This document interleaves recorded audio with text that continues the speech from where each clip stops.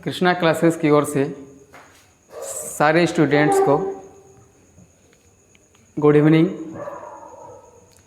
जैसा कि आप अभी तत्काल में देखें कि बीपीएससी एग्ज़ाम और बिहार पुलिस एग्ज़ाम हुआ है, तो उस एग्ज़ाम में ज़्यादातर देखने को मिला कि करेंट अफेयर से क्वेश्चन जो है वो ज़्यादातर मात्रा में पूछ रहा है।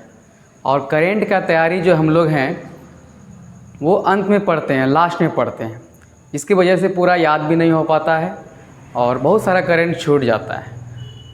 तो आज से हम लोग एक नई शुरुआत कर रहे हैं कि करेंट अफेयर्स आपका daily by daily Krishna classes के यूट्यूब चैनल पर आएगा और आप देख सकते हैं शाम में 7 से 8 के बीच में ये लगभग आएगा आपका करेंट अफेयर्स का क्लास। और इसमें जो भी करेंट बनेगा इम्पोर्टेंट वो आपको दिया जाएगा और डेली आप इसको कवर करते जाइएगा। तो चलिए आज का क्लास शुरू करते हैं करेंट अफेयर के साथ। चलिए, तो नेशनल से लेकर चलेंगे हम लोग राष्ट्र लेवल पर। तो आज का पहला प्रश्न है आपका,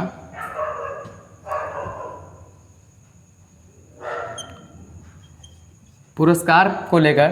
तो ग्लोबल, क्योंकि पुरस्कार से क्वेश्चन आता है भाई, पुरस्कार से क्वेश्चन हर बार आता है, इंटरनेशनल हो या नेशनल हो। तो ग्लोबल इंडियन अवार्ड है एक,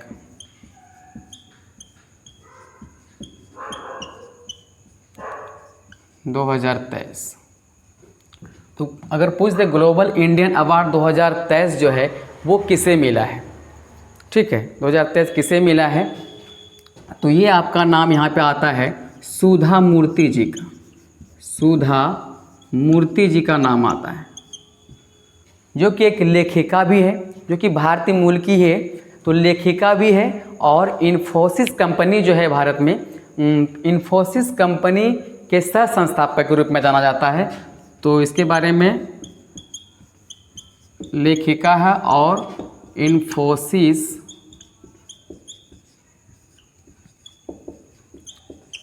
कंपनी के सह संस्थापक।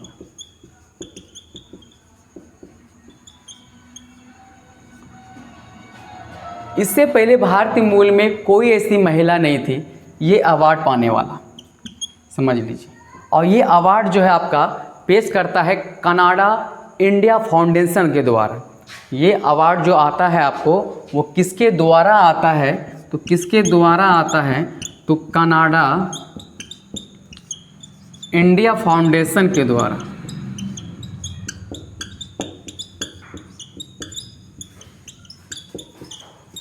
के द्वारा ये अवार्ड दिया जाता है ना।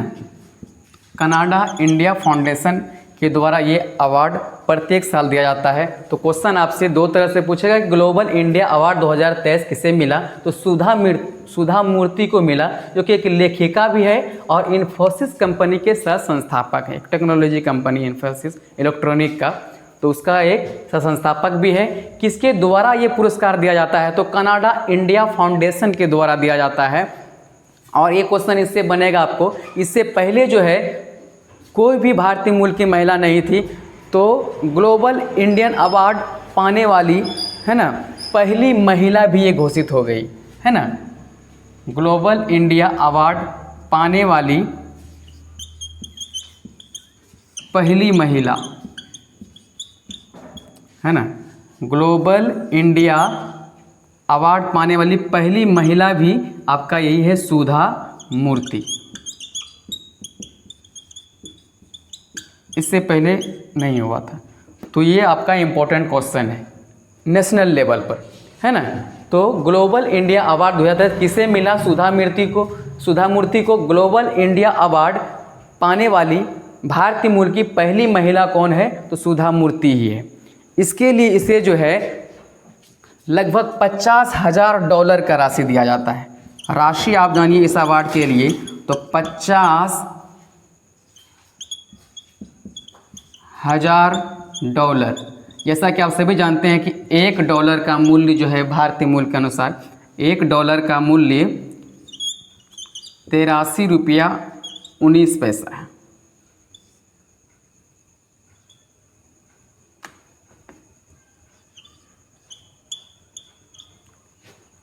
तो $1 बराबर 83 रुपये। समझ लीजिए कि 50,000 का इनाम दिया जाता है।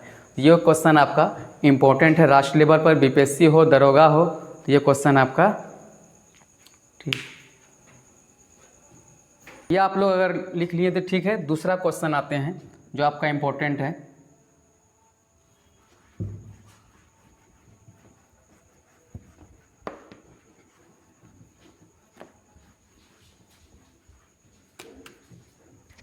जिससे जानिए कि सुधा दूध क्या है, फेमस आपका सुधा डेयरी।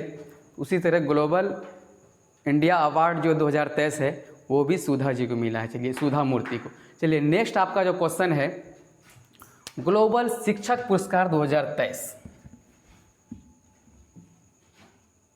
दूसरा क्वेश्चन है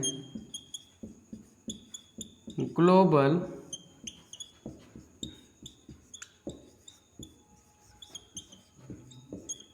शिक्षक पुरस्कार 2023 किसे मिला भारत में। चलिए, तो ग्लोबल शिक्षक पुरस्कार 2023 किसे मिला, तो 2 शिक्षक को मिला है ग्लोबल शिक्षक पुरस्कार। शिक्षा में उन्नति के लिए ग्लोबल शिक्षक पुरस्कार 2023।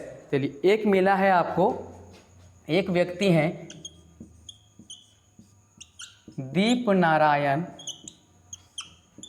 जो कि बंगाल के हैं, है ना, दीप नारायण नायक जी।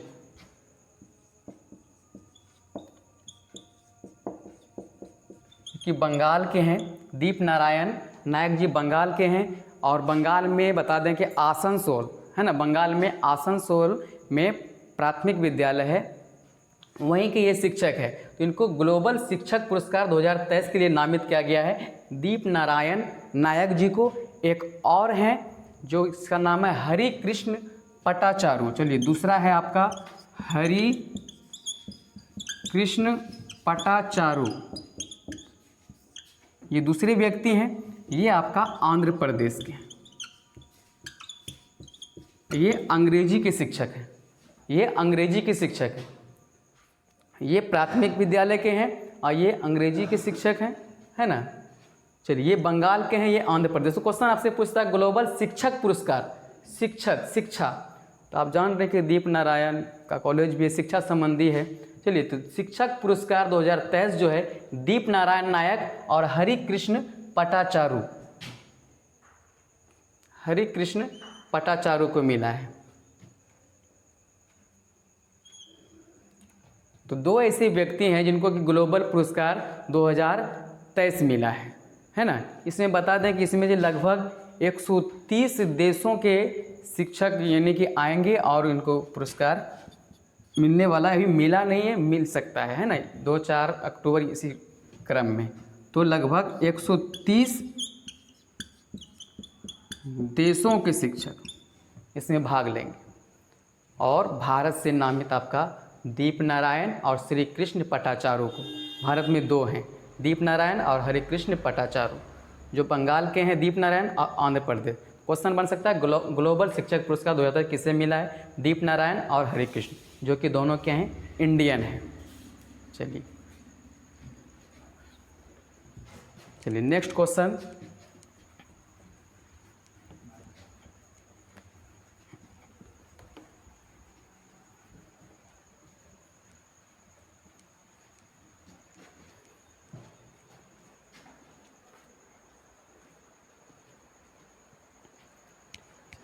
चलिए नेक्स्ट क्वेश्चन आपका एशियन गेम्स से, है ना। नेक्स्ट क्वेश्चन खेल से संबंधित है। तो एशियन गेम्स से नेक्स्ट क्वेश्चन है 2023 जो आपका हो रहा है हांगझू में, हांगझू में जो चीन के प्रांत में। तो एशियन गेम्स 2023 हांगझू चीन में हो रहा है। तो ये है कि आपका एथलेटिक्स का एक खेल है, स्टेप लचेस, स्टेप लचेस, स्टेप लचेस, जैसे 300 मीटर स्टेप लचेस का खेल होता है। 300 मीटर नहीं, सॉरी 3000 मीटर, ठीक है, 3000 मीटर में 3000 मीटर में स्टेप लचेस का खेल होता है, उसमें जो है स्वर्ण पदक जीतने वाले पहले भारतीय पुरुष, है ना। इसमें क्वेश्चन आएगा एशियन गेम्स 2023 में जो हांगचुंग हो रहा है, तो स्वर्ण पदक जीतने वाले पहले भारतीय पुरुष।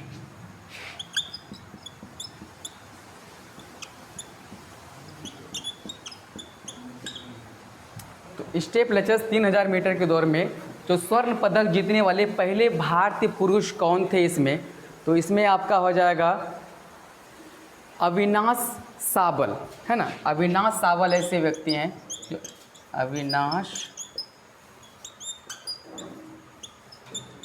सावल स्टेप लचेस 3000 मीटर की दौड़ में स्वर्ण पदक जीतने वाले पहले भारतीय पुरुष, है ना, स्टेप लचेस। तो अविनाश सावल का नाम आता है आपका एशियन गेम्स में, जो कि मात्र 29 वर्ष इसकी आयु है।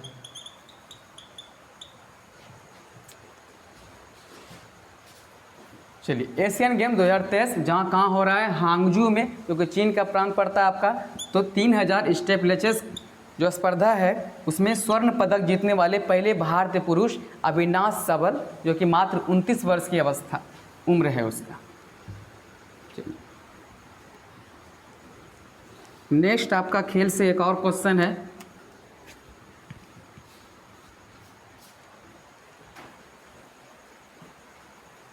चलिए, विश्व कप का उद्घाटन होने वाला है, तो विश्व कप उद्घाटन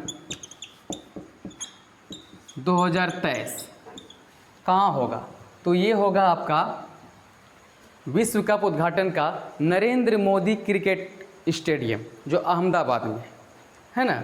तो इसका उद्घाटन जो होना है आपको, तो नरेंद्र मोदी क्रिकेट स्टेडियम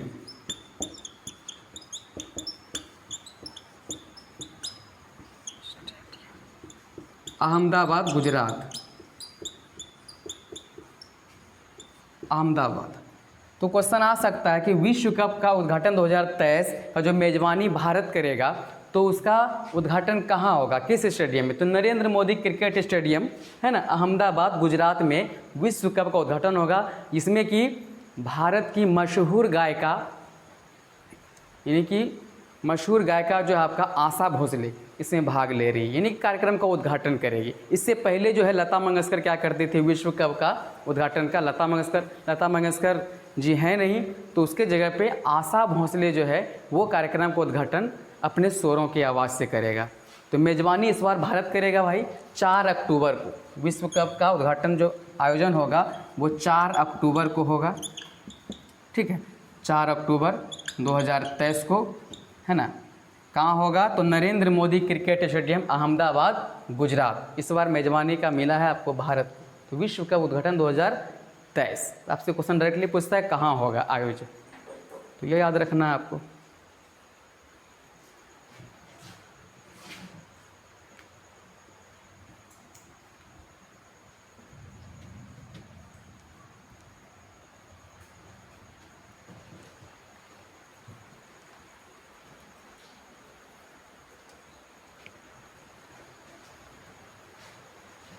चलिए, नेक्स्ट आपका 5 नंबर क्वेश्चन जो करेंट बनकर आया है आज, वो है आपका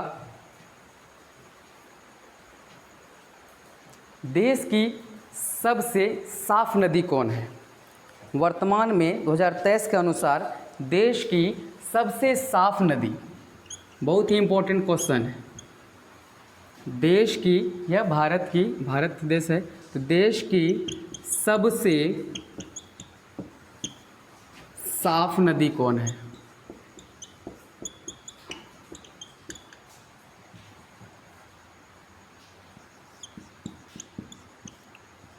बहुत ही इंपॉर्टेंट क्वेश्चन बन सकता है आपका कि देश की सबसे साफ नदी कौन है, ये किसे माना गया है। तो देश की सबसे साफ नदी आपका उमन गोत, नदी का नाम है उमन गोत। जो कि आपका मेघालय में पड़ता है, जहाँ का जनजाति आपका फेमस है। जैसे आप 3 जनजाति का नाम सुने, गारो, खासी और जयंतिया, है ना। गारो, खासी और जयंतिया।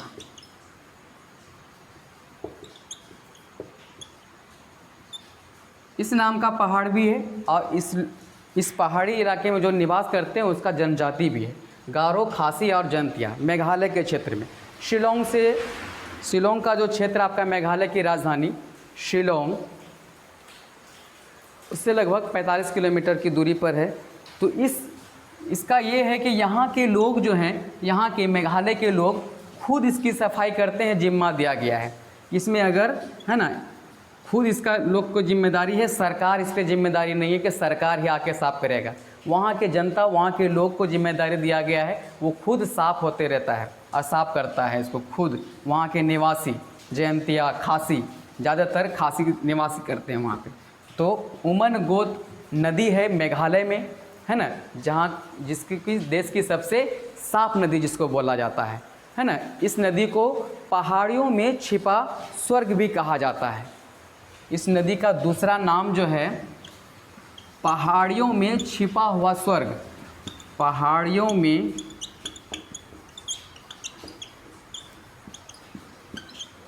छिपा हुआ स्वर्ग के नाम से भी इस नदी को जानते हैं।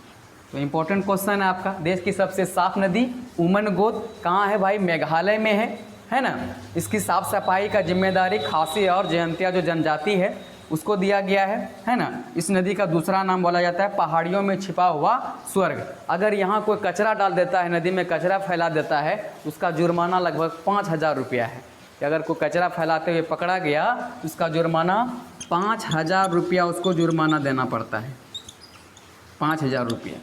तो इसलिए ये नदी जो है आपकी देश की सबसे साफ नदी। क्वेश्चन आएगा डायरेक्टली, आप सिंपल कोई भी एग्जाम में, तो देश की सबसे साफ नदी कौन है? उमन गोत। कहाँ है? तो मेघालय में है ना। दूसरा नाम इसका क्या दिया गया? पहाड़ियों में छिपा हुआ स्वर्ग। जहाँ की पहाड़ी, मेघालय तो जान रहे पहाड़ी इलाका ही है, गारो, खासी और जयंतिया के नाम से। चलिए 5 नंबर, उसके बाद नेक्स्ट आते हैं।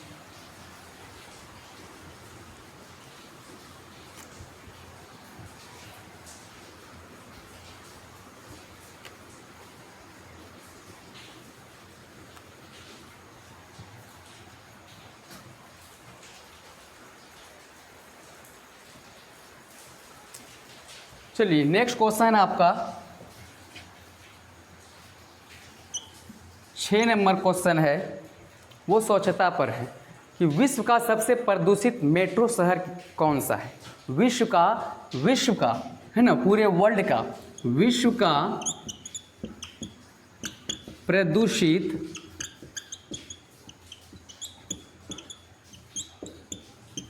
मेट्रो शहर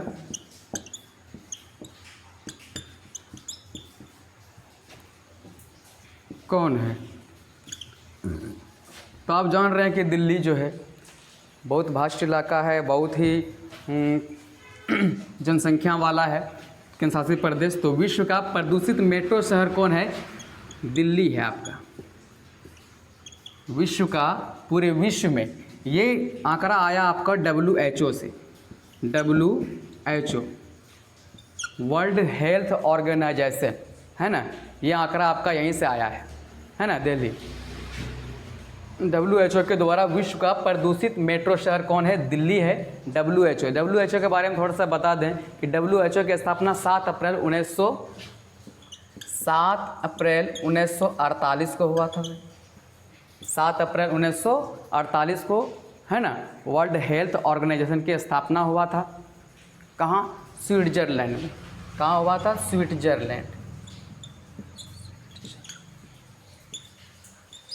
यूरोप कंट्री। तो स्विट्जरलैंड में हुआ था आपका WHO की स्थापना 7 अप्रैल 1948, है ना। तो 7 अप्रैल को हम लोग दिवस भी मनाते हैं, विश्व स्वास्थ्य दिवस, है ना। तो 7 अप्रैल को मनाते हैं दिवस भी।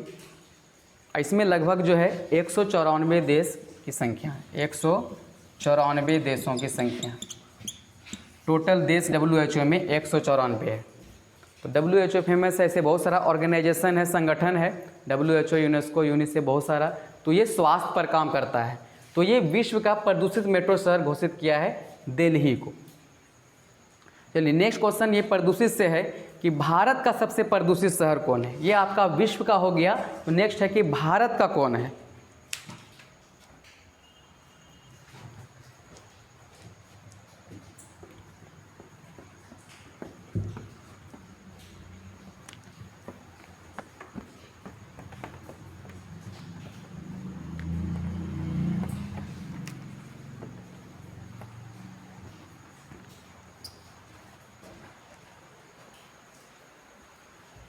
चलिए नेक्स्ट है 7 नंबर, भारत का सबसे प्रदूषित शहर। भारत का सबसे प्रदूषित शहर, जैसे वो विश्व का था दिल्ली, पूरे विश्व लेवल में ये है भारत का। तो भारत का भिवंडी शहर है। भारत का सबसे प्रदूषित शहर है आपका भिवंडी। आप लोग बताइएगा भिवंडी कहाँ है, किस राज्य में है। तो भिवंडी है आपका राजस्थान में, राजस्थान में है आपका भिवंडी। तो भारत का सबसे प्रदूषित शहर जो है वो आपका भिवंडी है, जो कि राजस्थान में है।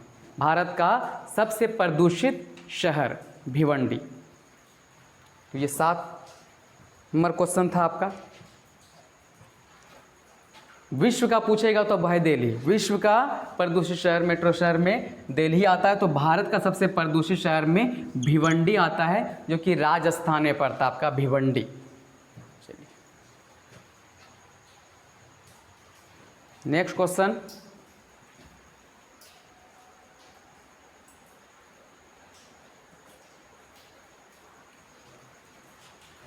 चलिए नेक्स्ट क्वेश्चन 8 नंबर है आपका। एशिया में नेक्स्ट क्वेश्चन है, एशिया में सबसे बड़ा संयंत्र, जो CNG का सबसे बड़ा संयंत्र है, एशिया में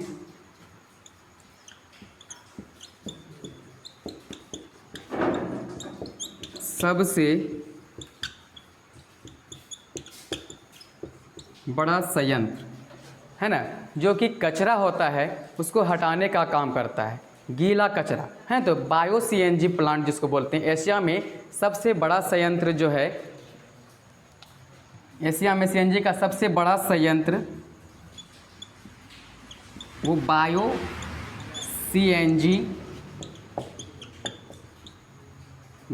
CNG संयंत्र इंदौर में है, क्योंकि गीला कचरा का संपादित करता है, गीला कचरा का परिष्कृत करके फिर वो लाता है। तो वो इंदौर में है आपका। एशिया में CNG का सबसे बड़ा संयंत्र बायो CNG संयंत्र इंदौर है ना, MP।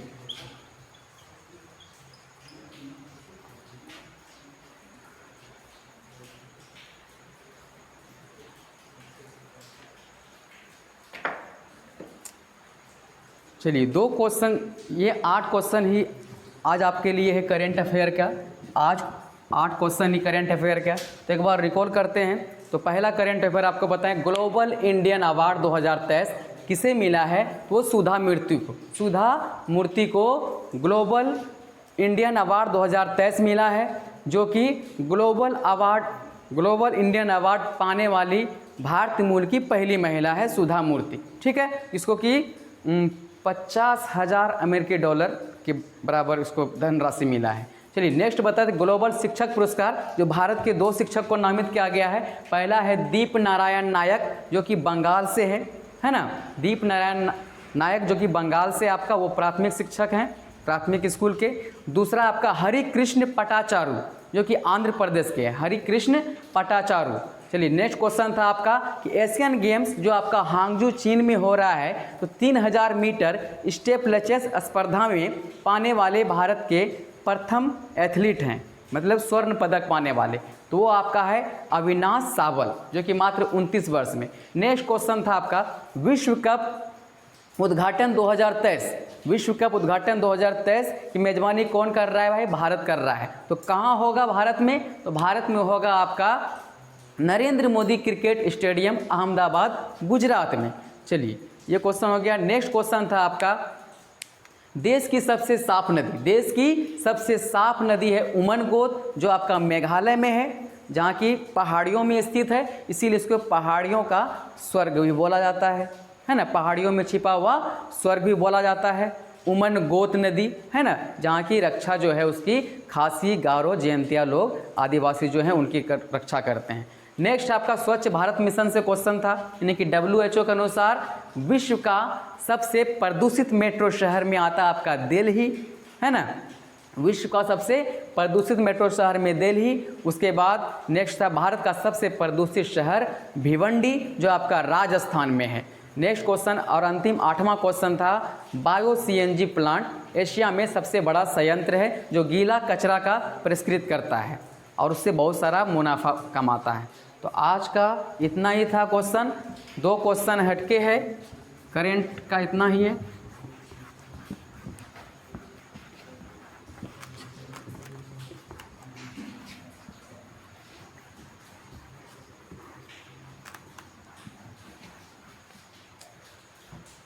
तो ज़्यादा नहीं देंगे आज के दिन, पहला हम लोग स्टार्ट किए हैं, तो आज 8 ही क्वेश्चन आप याद कीजिए और उससे रिलेटेड जो भी बन सकता है आप पढ़िए और इसको इंक्लूड करते जाइए, कॉपी डायरी पे नोट करते जाइए और इसी से आपका जो है करेंट और आगे प्रयास करेंगे।